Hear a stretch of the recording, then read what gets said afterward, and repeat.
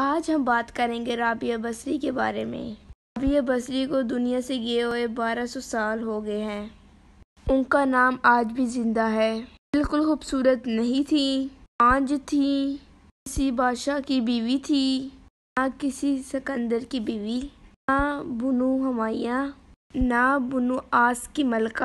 آج ہم بات کر رہے ہیں رابعہ بصری کی۔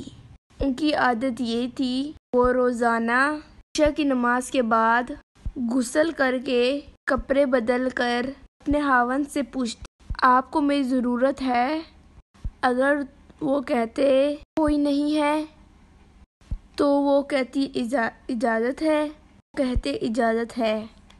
وہ مصلے میں کھڑی ہو جاتی، فجر کی نماز تک مصلے میں کھڑی رہتی۔ ان کے خاوند جوانی میں فوت ہو گئے، جوانی میں بیوہ ہوگی۔ حسن بصری سارے بصرہ کے امام تھے، سارے مسلمانوں کے امام تھے۔ وہ خود چل کے آئے اور کہا، میں آپ سے شادی کرنا چاہتا ہوں۔ شادی کا شوق نہیں تھا ان کو، وہ تو اولاد کے قابل نہیں تھی، نہ شکل کی خوبصورت تھی، ان کی صرف نیکی اور اللہ سے تعلق تھا۔ ان کو یہ لالچ ہوا، میری بیوی ہو جائے تو ان کے طفیل میری بخشش ہو جائیں گی۔ ان کے پاس آئے، بولا میں آپ سے شادی کرنا چاہتا ہوں۔ خود پیغام لے کے آئے، انہوں نے فرمایا میری 4 باتوں کا جواب دے دیں، میں آپ سے شادی کر لوں گی۔ کہنے لگے کیا؟ بولا یہ بتاؤ میں جنتی ہوں کہ دوزخی؟ کہنے لگے یہ تو میں نہیں جانتا۔ بولی اچھا یہ بتاؤ، جب اللہ پاک قیامت میں نامہ اعمال اٹھائے گا، کسی کے سیدھے ہاتھ میں ہوئے گا، کسی کے الٹے ہاتھ میں ہوگا، تو بتائیں میرا سیدھے ہاتھ میں ہوگا کیا میرا الٹے ہاتھ میں ہوگا؟ میں یہ بھی نہیں بتا سکتا۔ کہنے لگی جب اللہ نیکیوں کو تولے گا، کسی کی نیکیاں بڑھ جائیں گی، کسی کے گناہ بڑھ جائیں گے، میرے گناہ زیادہ ہوئیں گے یا نیکیاں زیادہ ہوئیں گی؟ بولے میں نہیں بتا سکتا۔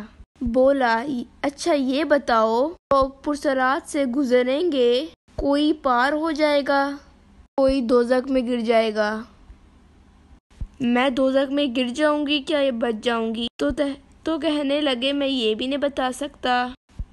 پھر بولے جاؤ مجھے تیاری کرنے دو، ان 4 باتوں کی میرے کے لیے شادی کے لیے کوئی وقت نہیں۔ ایک دن اٹھی، سالن پکانے کے لیے پیاز کو نہیں، آپ پریشان بیٹھی تھی، نہ بیٹا نہ بیٹی، نہ بھائی نہ بہن، نہ کوئی خادمہ۔ سوچ میں پڑی تھی پیاز میں کہاں سے لاؤں۔ اوپر سے ایک چیل اڑتی ہوئی جا رہی تھی، اس کے پنجوں میں پیاز تھا۔ جب وہ اوپر آئی، ان کے پنجوں میں سے پیاز سیدھا گود میں گرا۔